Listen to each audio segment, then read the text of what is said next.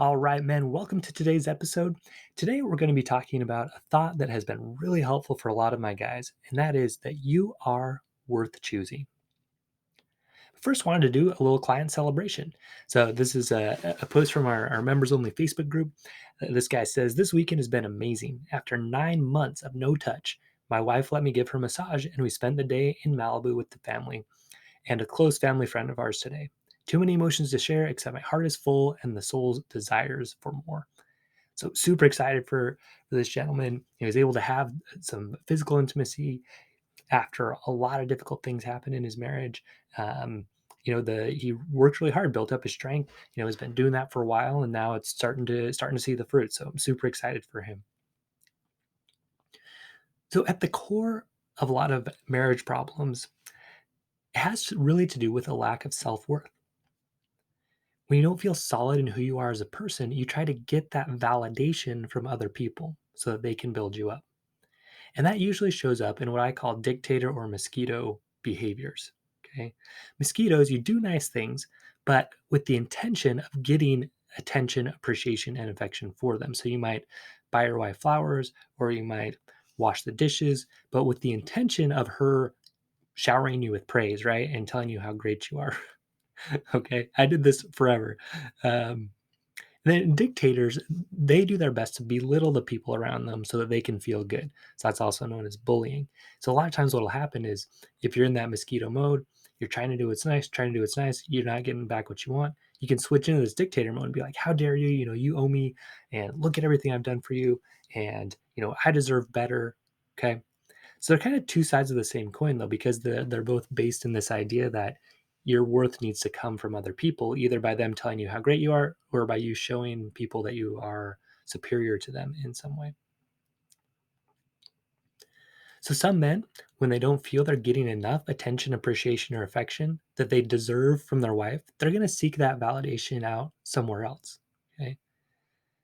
And they can do that in anger or indifference towards their wife, right? Saying, forget you, I'll show you. They'll go find somebody else. They'll have an affair, right? An emotional or a sexual affair, kind of in revenge. Okay. Sometimes that leads to divorce, right? After an affair, this person thinks, "Oh, I finally found the right person, right? Finally found someone who finally gives me the attention I deserve, right?" And this new person seems to quote unquote meet their needs, right? That's a common phrase we hear about what marriage is about, is meeting each other's needs. But eventually, okay, this new person, if this guy started an affair with somebody else, that person also gets tired of their neediness because they haven't solved the core problem, which is them needing this constant validation, either sexually or emotionally or, mentally or whatever it is, you know, trying to get that from another person. And so the same problems, they come up. And this guy, he ends up having infidelity again or another divorce again, right? First marriage divorce rate's about 42%, second's about 60%, third is 73%. And the reason why is because if you haven't figured out how a marriage works, how to be strong in yourself, how to not need your wife so much so that you're not constantly being that mosquito or dictator. If your paradigm or the way you think about marriage is that your wife's supposed to meet your needs all the time, that just doesn't work. Okay. And so if you keep continuing to think that, you're going to keep looking for that perfect woman that's going to meet your needs all the time, which just does not exist. Okay. It's a hole nobody can fill. Okay. If you really don't deeply believe that you are worth choosing, that you have value, no one else can fill that for you. Okay. You have to fill that yourself. Or in my beliefs, like have God fill that, right? A source that's not dependent on other people. So that's what causes affairs in marriage, right? Oh, I'm going to go get this attention somewhere else. And someone does give it for a while, but then eventually they don't, right? And that relationship is trashed again. So other men, when they don't feel like they're gaining enough attention, appreciation, or affection from their wives, they'll keep trying to win that affection at any and all costs. Okay. Women do this too, but this podcast is mainly for men. But so they're gonna start. So men, when they're in this mindset, and this is what I did, right? They start shutting down their hobbies, shutting down their own interests, shutting down their own sexual desires, even making changes to their religion, basically kind of like turning off everything who they are because they're so focused on, trying to make their wife happy. Okay. The mantra is happy wife, happy life. And I'm going to make my wife happy at all costs, no matter what it costs me. And what ends up happening is, you create what's a lose-win situation. So in our program, we're going through the 7 habits of highly effective people right now. And, he talks about finding these win-win solutions. And really in this mode, you're in lose-win mode. You're like, okay, I'm going to lose so my wife can win. Okay, I'm going to lose everything I am so my wife can win. And it seems noble and it seems good, but eventually, you feel lost, you feel angry, right? You don't remember who you are anymore. You don't really feel worth choosing. That's what we're talking about today. You're trying to earn being worthy. That's where this comes from, right? You're trying to have your wife fill up that hole in you that you want to feel desired. You want to feel attractive, right? And you want your wife to give that to you. You want to feel strong. Now, the funny thing is that guys like this, and I felt like this, they can feel like they're the perfect husband, right? And upset that their wife can't see that when other people do seem to, right? You're doing all the right things. So how come your wife's not giving you back that attention, appreciation, affection? And the reason why is because of that intention. Okay. And when the intention is to get that appreciation back, no matter who it is, okay, your wife's going to get tired of that after a while. That's why I call it a mosquito, right? Mosquito comes and they're trying to suck something out of you. They're trying to suck attention, appreciation out of you. And nobody likes a mosquito. Okay. They want to swat it. And sometimes, women, they don't pick it up at first, but once you get married, right, that becomes more clear that you really do have that intention of getting something back. Okay. Another way to put this is if you serve your wife, you do it with unconditional love, meaning you don't have the condition that I will serve you as long as you return the favor with attention, appreciation, affection, sex, whatever it is. Okay. So, this strategy, this mosquito strategy, this happy wife, happy life strategy, it can also lead to infidelity when they feel like someone finally appreciates what I'm doing. Okay.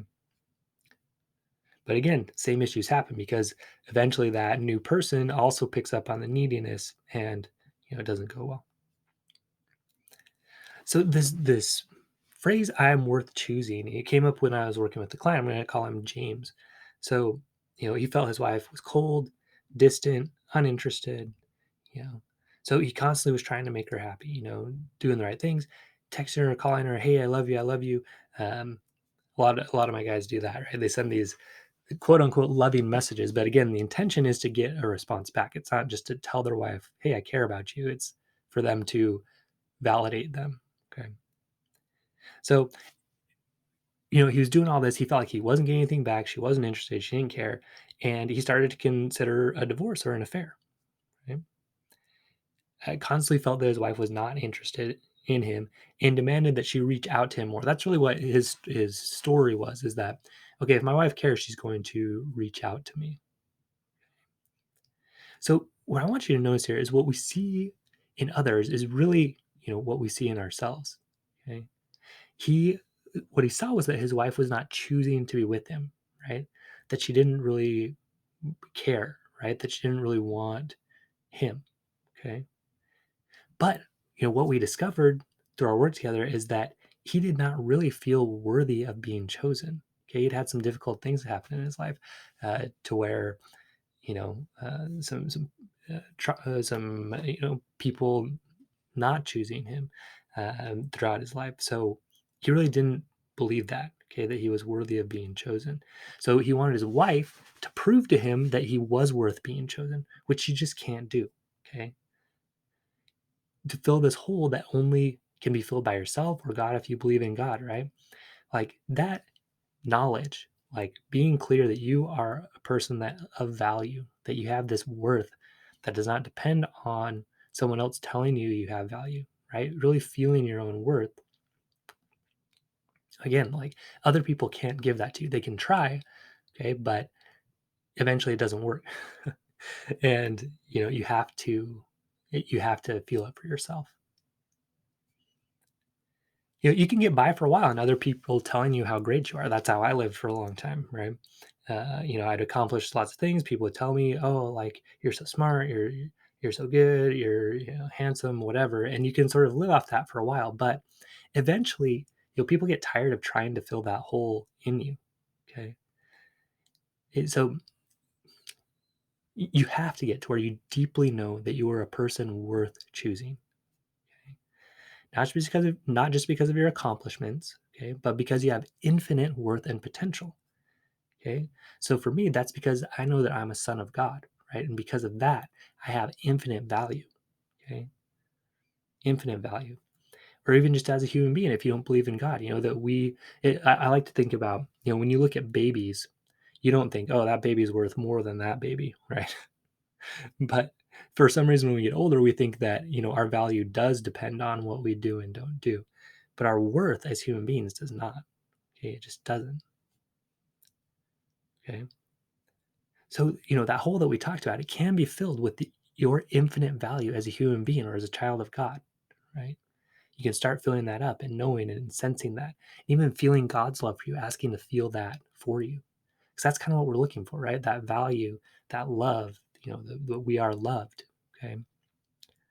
Knowing that God has that for us and asking to feel God's love for us.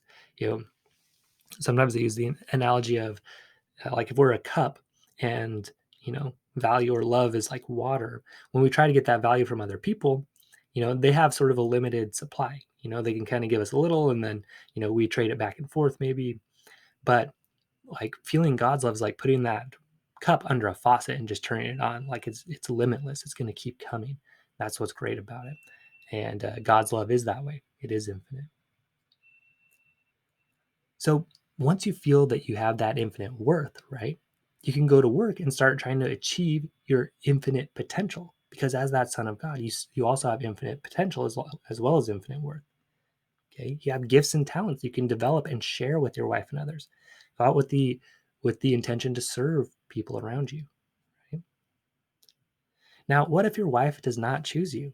Okay, so when you know that you are worth choosing, okay, when you feel that you have that infinite worth and you choose to develop your potential, build up those strengths and skills. You choose to serve your wife and those around you without needing or expecting something back. Okay. You feel incredible. Okay. You really do when you're in that mindset. Okay. And that it really is very attractive to your wife and to other people. Okay. When you have those strengths, when you have those communication and intimacy skills, okay, you're super attractive. And inside yourself, you also know that even if your wife does not choose you as a romantic or life partner, right, that you are still worth choosing. Okay. And you can still have a great relationship with her and your kids, even if it's not as a married couple, right? Because now you feel that value. You can understand her choice. Maybe you've done some stuff that really damaged the marriage beyond repair. Maybe there wasn't an affair. Maybe it was just too long that you were not, serving your wife and you were in that dictator mosquito mode for just too long. And that relationship was damaged beyond repair in a romantic sense. But especially if you have kids, that relationship is going to continue in some way. You still want it to be positive, and you can still respect her choice. You can still know that you're worth choosing, even if she doesn't. Sure, you're going to be hurt, but you can know that you're going to be okay if she leaves. And this is actually so key, you know, throughout the marriage, because if you are so needy on your wife, if you're like, she has to choose me, we have to save it, my life's going to end if she leaves. Okay, she feels that pressure and she knows that it's going to be sort of her job to make you feel good about yourself all the time, and that's going to drive her away more. So the more that you feel like, oh, I can't lose her, the more that she's going to want to leave.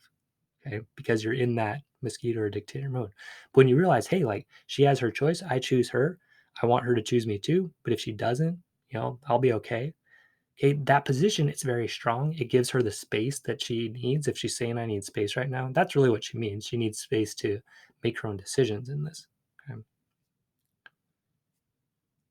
So listen, when you're a strong and loving man, when you're spiritually, mentally, emotionally, physically strong, and you're skilled at communication and intimacy, when you can give unconditional love to someone, when you're not trying to suck worth and validation off the people around you, okay, you don't need your wife to build up your sense of self.